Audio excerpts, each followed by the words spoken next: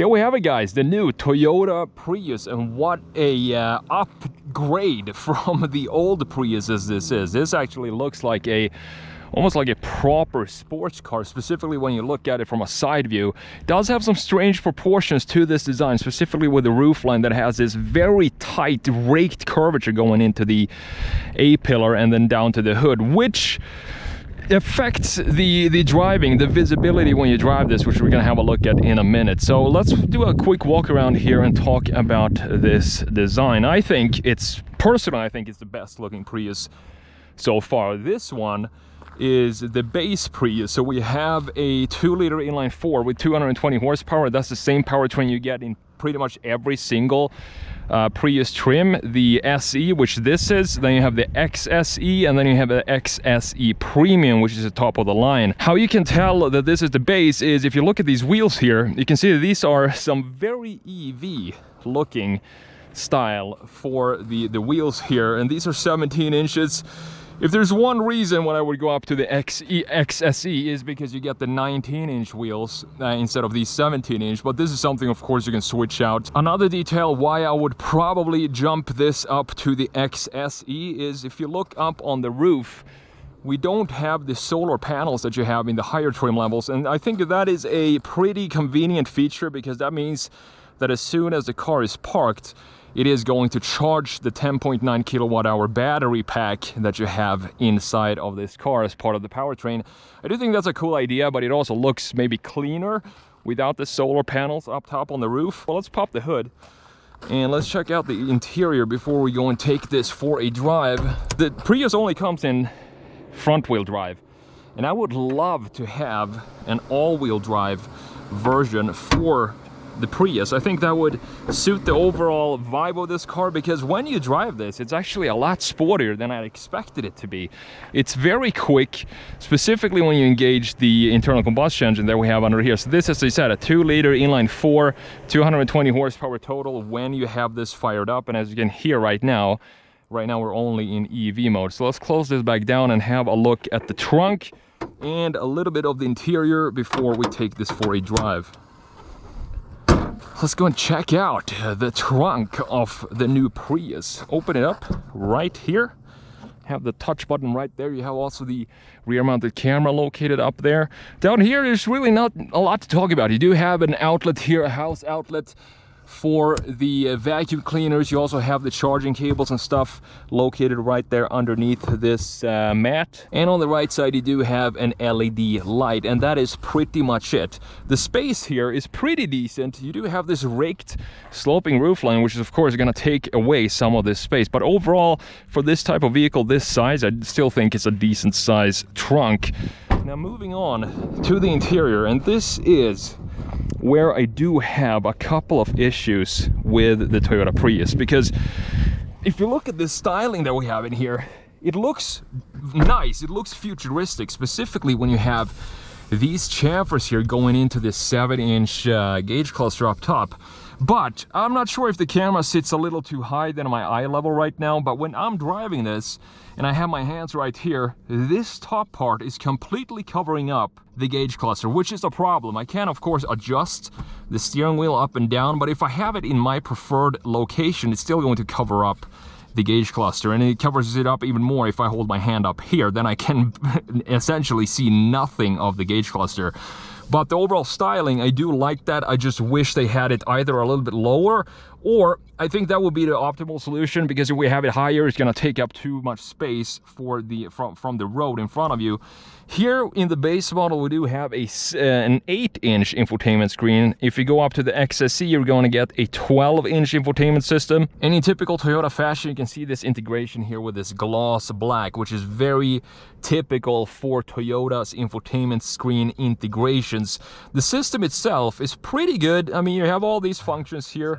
You also have the settings for example, if we go into vehicle here, and if we put it in drive, it should pop up the energy flow that we have right here. So here you can see what type of drivetrain you are currently in. Let's turn off the hazards. So if we start driving here, you can see how it starts to show you exactly where the power is coming from. And right now, the internal combustion engine is not connected. We only have the battery. Pretty cool. If you pop it into reverse, you're gonna pop up the reverse camera. No trajectory lines. These lines are all static, but you can still see, of course, pretty much everything that's behind you. Resolution is probably not the best I've seen, but keep in mind that this car, the base, starts at just $34,000 up to about $40,000 if you go up for the XSE Premium. Coming back to the infotainment screen, you do have the navigation here as well, and you have wireless Apple CarPlay and Android Auto. Sound system is decent.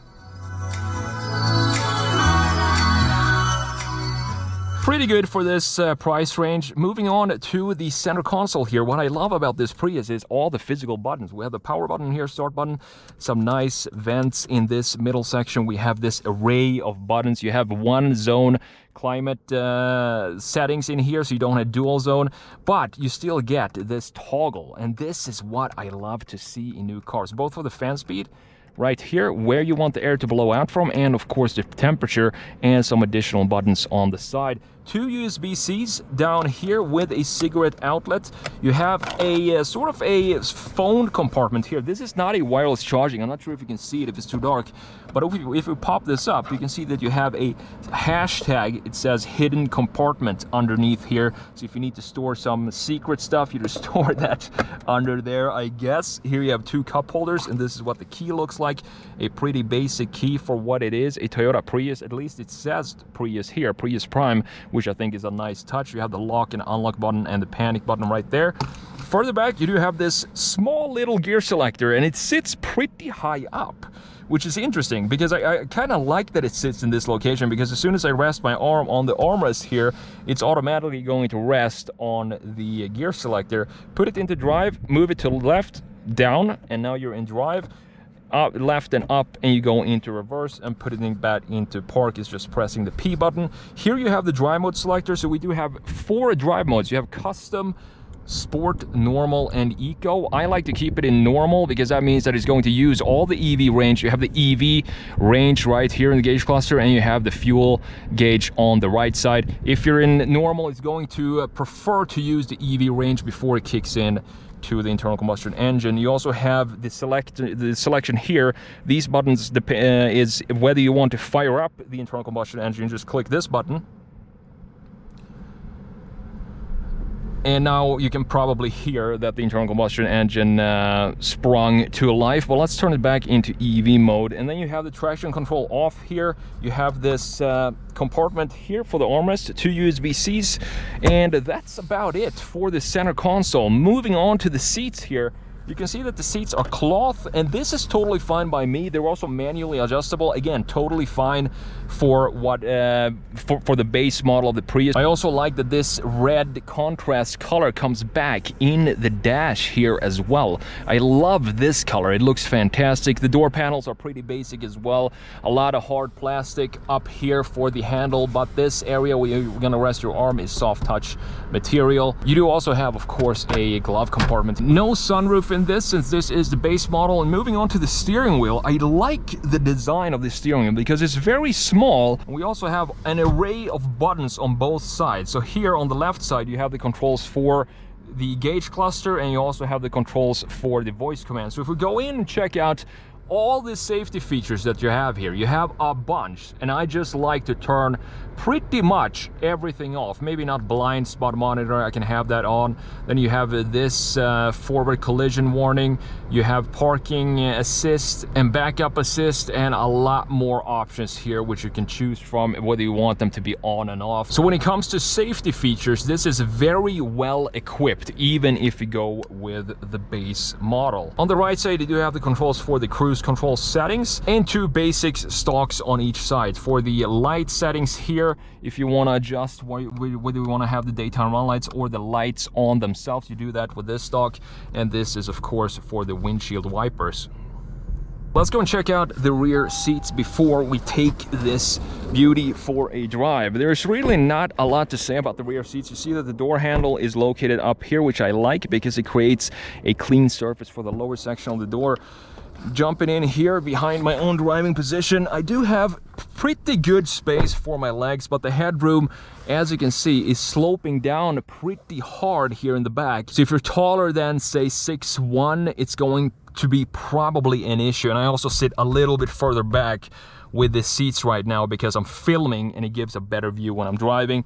In the middle, we do have 2 cup holders in this armrest right here. So with that said, let's jump back into the driver's seat and let's take this for a drive. We're gonna start off in EV mode and then pop it into sport and the internal combustion engine later on. And as you can see, this gauge cluster is just, the positioning of it is just in the completely wrong space, at least for my type of driving and my driving position.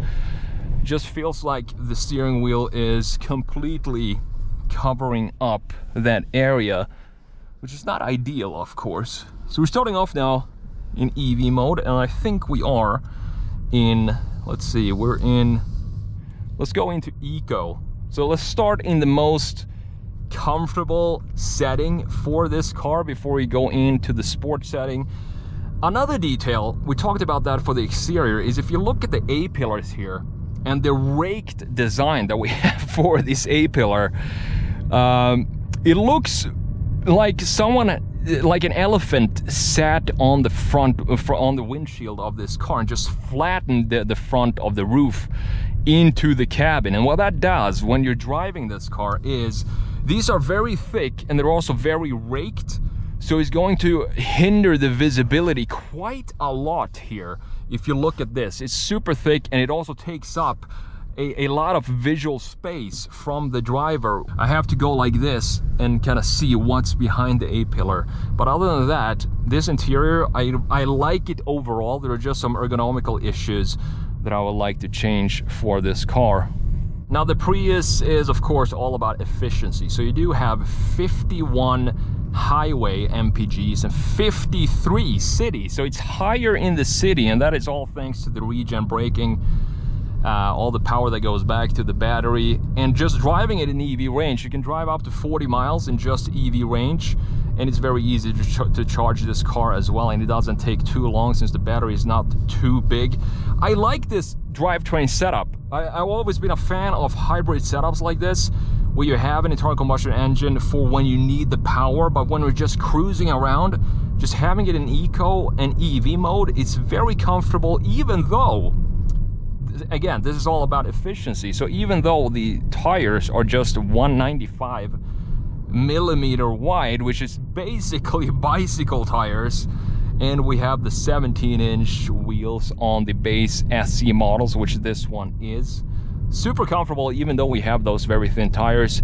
And if you go up, as I said, if you go up to the XSE, you're going to get the 19-inch, which first of all looks a lot better than the 17 inches, and they're also they're actually the same width as these tires, so the 19s and 195 millimeter wide.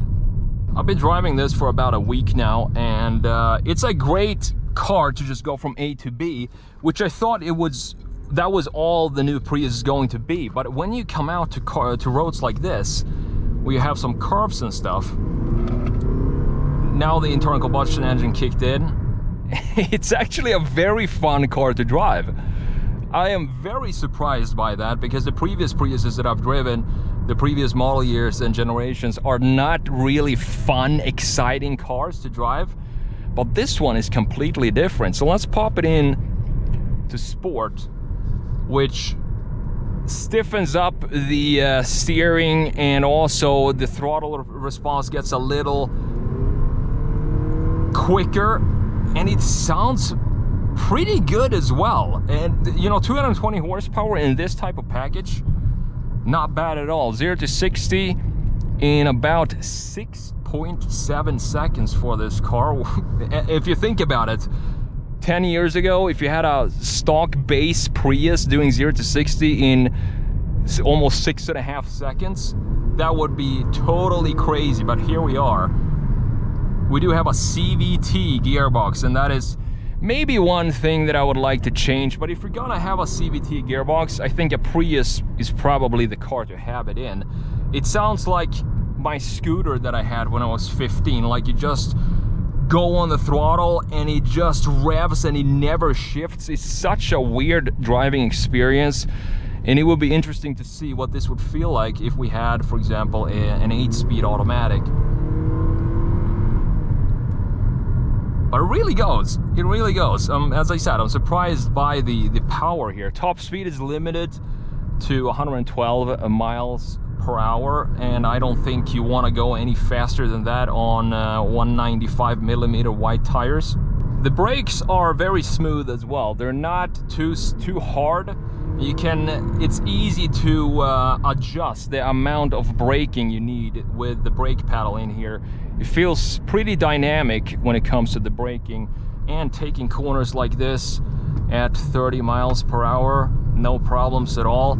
You do get the occasional traction control kicking in, since again, when you're taking corners like this on bicycle tires, you're gonna get the traction control working a little bit more often than you're maybe used to. Now overall, I think Toyota has done a great job with the new Prius, specifically if you compare it to the previous generation Priuses, which were just pretty much commuter cars going from A to B, no excitement at all, not in the design or in the driving experience.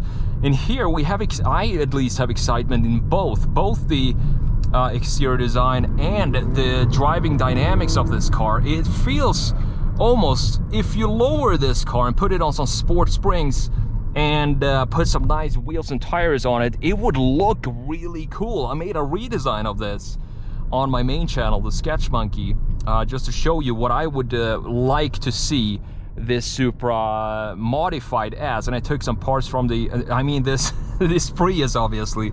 I took some parts from the Toyota Supra and applied it onto the design of this car, and it turned out into a completely different vibe, that design. And also added some wider tires and added the, I think, 19-inch wheels from the Toyota Supra on this car. It just looks fantastic. So it does have a lot of potential when it comes to the design as well. If I were to buy the Prius today, which one would I pick? I would probably go for the base model and just switch out the wheels and tires, because as I've said in my other videos, I mean, wheels and tires, so important for the plantedness and the overall design of a car. And when the car looks this good as the new Prius does, I want to do it justice by just having some nice maybe 19-inch wheels on here. I would also add some width to the tires. I would switch all of that out to make it look super planted, even though I know it's going to affect the range, the EV range a little bit. But that's, I rather have it look the way I want and lose a couple of miles in range than to have these 17-inch EV style wheels with the thin tires on it. Great job by Toyota, and if you want to see the full review of this car, go to the Sketch Monkey on YouTube and search for the Sketch Monkey Prius, and it should pop up. Thank you so much for watching, and I will see you in the next video.